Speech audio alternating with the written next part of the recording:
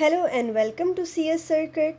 Today I'm here with new video and it's about Federal Board 2024 Computer Science grade 9, and today I'm going to discuss about Unit 1 short answer questions. Alright, so without wasting your time, I'm going to start this video.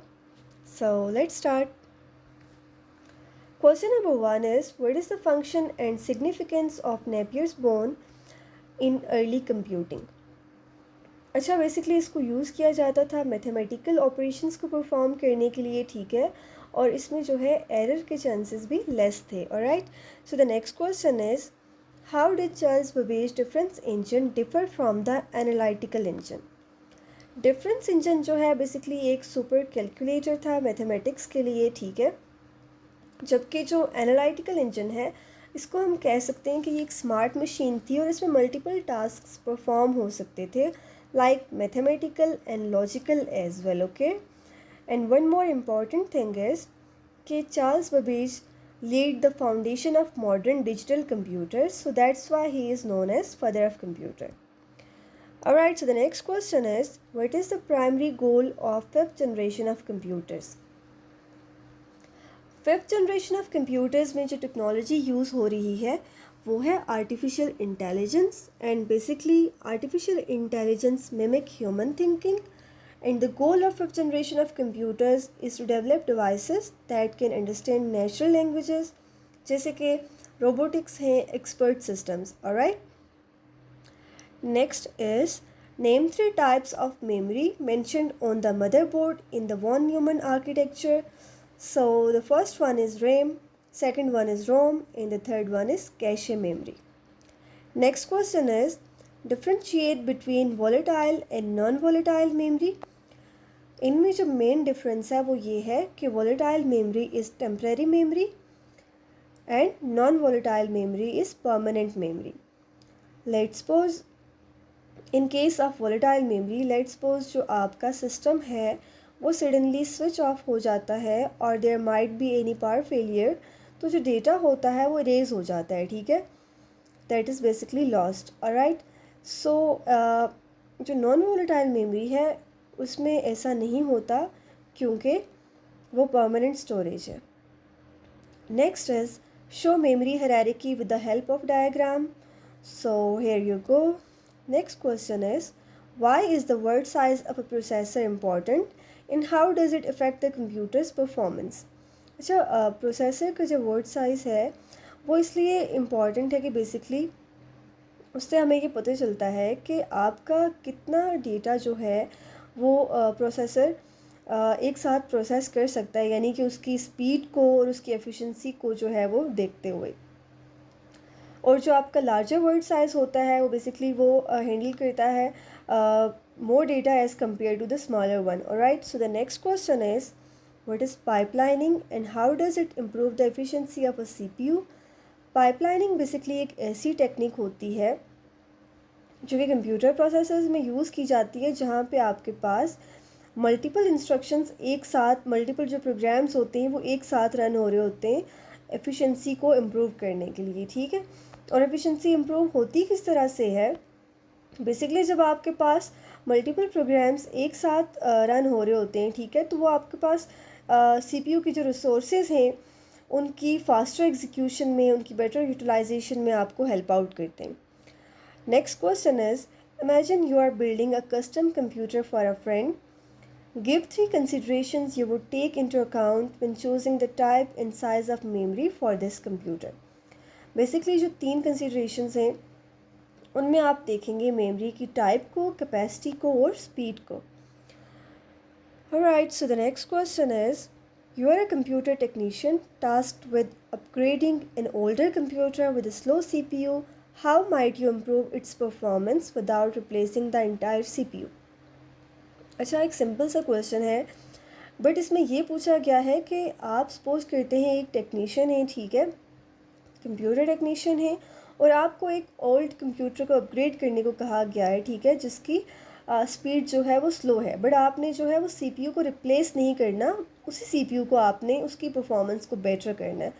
सो आप क्या कर सकते हैं कि आप RAM increase कर सकते हैं, अननेसेसरी प्रोग्राम्स को जो है इरेज कर सकते हैं, एसएसडी को अपग्रेड कर सकते हैं और डिवाइस ड्राइवर्स को भी अपडेट कर सकते हैं in case to improve its speed. Alright, so the next question is, your school is planning to purchase new printers for the computer lab.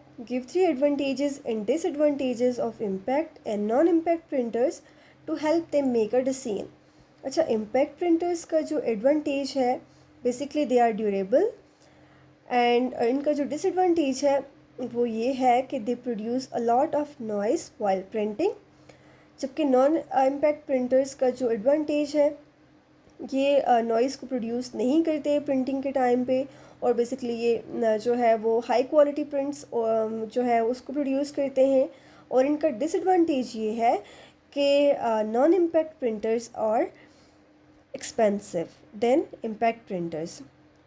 Alright, so the next question is, define protocol in the context of data communication. Protocol basically are set of rules that governs the process of communication. यानी कि protocol के बगैर दो devices आपस में connect तो हो सकती हैं but they can not communicate with each other. Okay, and कुछ प्रोटोकॉल्स जैसे कि आपके पास हैं, इनकी एग्जांपल्स हैं TCP/IP है, FTP है, SMTP है या HTTP है. ठीक है, next question is, define simplex, half duplex and full duplex transmission modes along with example. Simplex mode को अगर हम देखें तो ये इसमें जो है सिर्फ वन वे कम्युनिकेशन होती है, जैसा कि हम बात करें टेलीविज़न या रेडियो ब्रॉडकास्ट की. ठीक है, next one is half duplex. Half duplex में जो ट्रांसमिशन है वो दोनों डायरेक्शंस में होती है बट नॉट साइमल्टेनियसली, यानी कि वो एक साथ नहीं हो पाती.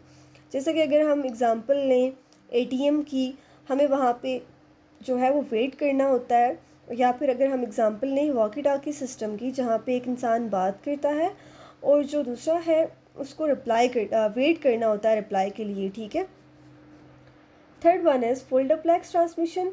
इसमें जो है वो टू वे कम्युनिकेशन हो रही होती है एक साथ. इसकी जो एग्ज़ाम्पल है, अगर हम बात करें ट्रेडिशनल फ़ोन कॉल की, तो उसमें जो दोनों मेंबर्स होते हैं वो एक साथ कम्युनिकेट कर सकते हैं, सुन सकते हैं और रिस्पॉन्स कर सकते हैं. ठीक है, next question is, what are start and stop bits and where are they used in data transmission. Start and stop bits basically जो है वो एसिंक्रोनस ट्रांसमिशन में यूज़ होते हैं. ठीक है, और ये जो है इनको क्यों यूज़ किया जाता है, बेसिकली ताकि डिवाइसेस इस बात को समझ सकें कि जो डेटा है आपके पास, जो डेटा पैकेट है वो स्टार्ट कहाँ से हो रहा है और वो एंड कहाँ पे होगा. ठीक है, और बेसिकली ये जो है वो एसिंक्रोनस ट्रांसमिशन में यूज़ होते हैं, जो कि स्लोअर है as compare to synchronous transmission.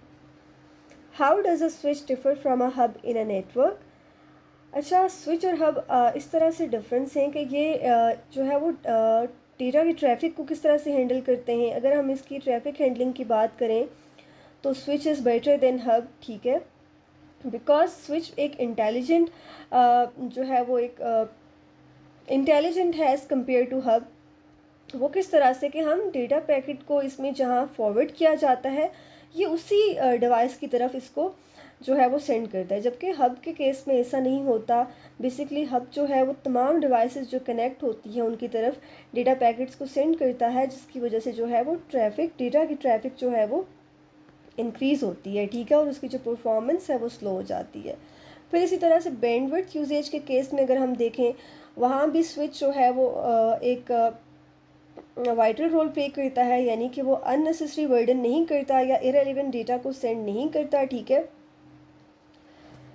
Irrelevant data को वो मतलब उन डिवाइसेस की तरफ सेंड नहीं करता जिनकी तरफ उनका कोई यानी कंसर्न नहीं है. वो बेसिकली सिर्फ उसी डिवाइस को डेटा पैकेट सेंड करेगा जिसकी तरफ उसका कंसर्न है. ठीक है, और अगर हम हब की बात करें तो हब जो है वो ज़्यादा बैंडविड्थ को कंज्यूम करता है. वो इस तरह से कि बेसिकली ये तमाम डिवाइसेस की तरफ डेटा पैकेट्स को सेंड करता है.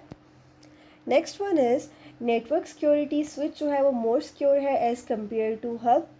स्विच में जो है वो अनऑथराइज्ड एक्सेस बहुत कम है as compare to hub. Okay, next question is, how does asynchronous transmission differ from synchronous transmission?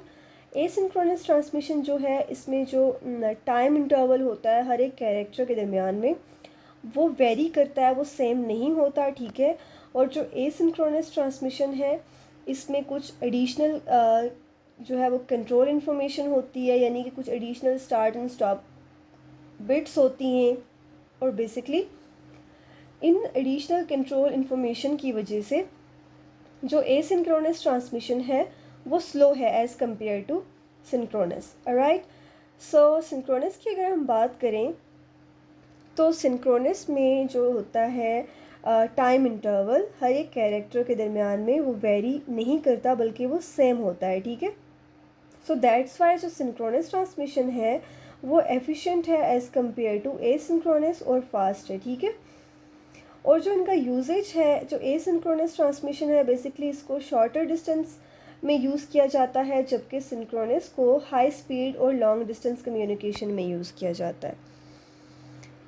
Alright, so the next question is explain the concept of a peer-to-peer network and its limitations. अगर हम peer-to-peer network की बात करें तो इसमें जो है वो हर एक कंप्यूटर जो है वो फाइल्स को डायरेक्टली शेयर कर सकते हैं, हर एक कंप्यूटर जो है वो क्लाइंट और सर्वर का रोल प्ले कर सकते हैं, ठीक है। और इसकी जो लिमिटेशंस हैं वो ये हैं कि इसकी जो सिक्योरिटी है वो कम है as compare to client server, क्योंकि जो पीयर टू पीयर नेटवर्क है इसमें सेंट्रलाइज सिक्योरिटी नहीं होती, ठीक है। क्योंकि हर एक कंप्यूटर जो है वो क्लाइंट का रोल भी प्ले कर रहा है, वो सर्वर का रोल भी प्ले कर रहा है, तो इस वजह से ये जो है वो लेस सिक्योर है as compare to client server. Next question is compare and contrast star and ring topologies. Star topology में बेसिकली जो तमाम डिवाइसेस होती हैं वो सेंट्रल हब या स्विच के साथ कनेक्ट होती हैं, ठीक है। फास्ट कम्युनिकेशन प्रोवाइड करती है ये स्टार टोपोलॉजी। और इसके अलावा अगर तो स्टार टोपोलॉजी में एक डिवाइस फेल हो जाती है तो वो होल नेटवर्क को डिस्टर्ब नहीं करती, बट इनकेस अगर आपका जो सेंट्रल हब या स्विच फेल हो जाता है, दैट मीन्स कि आपका नेटवर्क ब्रेक डाउन हो जाता है, ठीक है। The complete network will be break down. Next is ring topology. इसमें जो है हर एक जो डिवाइस होती है वो दूसरी डिवाइस के साथ कनेक्ट होती है, ठीक है, एक सर्कुलर पाथ में। और रिंग टोपोलॉजी को हम कह सकते हैं कि ये एक सिंप्लेक्स ट्रांसमिशन है, ठीक है। अगर तो आपका रिंग किसी भी जो है वो इंस्टेंस पे जाके जो है वो ब्रेक हो जाता है, ठीक है, तो जो आपका कंप्लीट नेटवर्क है वो उसकी जो फंक्शनिंग है वो कम्प्लीटली स्टॉप हो जाती है, ठीक है। और ये एक्सपेंसिव भी है। Next one is why is mesh topology considered the most reliable but also the most expensive to implement. Reliable mesh topology को इसलिए कंसीडर किया जाता है क्योंकि इसमें डेटा को ट्रांसफ़र करने के लिए मल्टीपल पाथ्स अवेलेबल होते हैं, ठीक है। अगर तो कोई एक कनेक्शन फेल हो भी जाता है इन केस, तो डेटा जो है वो फिर भी अपनी डेस्टिनेशन तक किसी दूसरे पाथ को चूज़ करते हुए पहुंच सकता है, ठीक है। और ये रिलायबल क्यों है? क्योंकि इसके जो रिडंडेंट कनेक्शंस हैं और ये कॉस्टली टू इम्प्लीमेंट है, ठीक है, क्योंकि इसके जो सेटअप है, जो इसकी इंस्टॉलेशन है वो इंतहाई कम्प्लेक्स है, ठीक है। और इसमें आपको कुछ एडिशनल हार्डवेयर की रिक्वायरमेंट्स भी होती हैं। Next question is what is the role of application layer in the OSI model. Application layer की अगर हम बात करें ओपन OSI मॉडल में, that is open system interconnection. तो एप्लीकेशन लेयर जो होती है वो एक टॉप मोस्ट लेयर है, 7 लेयर्स में से ये 7th लेयर है OSI मॉडल की, ठीक है।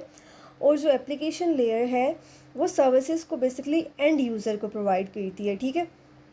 और ये जैसे कि इसमें सर्विसेज कौन सी आती हैं, यानी कि ईमेल है, फाइल ट्रांसफ़र्स है, उसके अलावा वेब ब्राउजिंग वगैरह आ गई, ठीक है। So that's it, that was all about this video. I hope आपको ये जो कंटेंट है हेल्प आउट करेगा। बेसिकली बहुत ही जो है वो इजी आंसर्स लिखे गए हैं, इसमें कोई भी चीज़ कॉम्प्लेक्स नहीं है।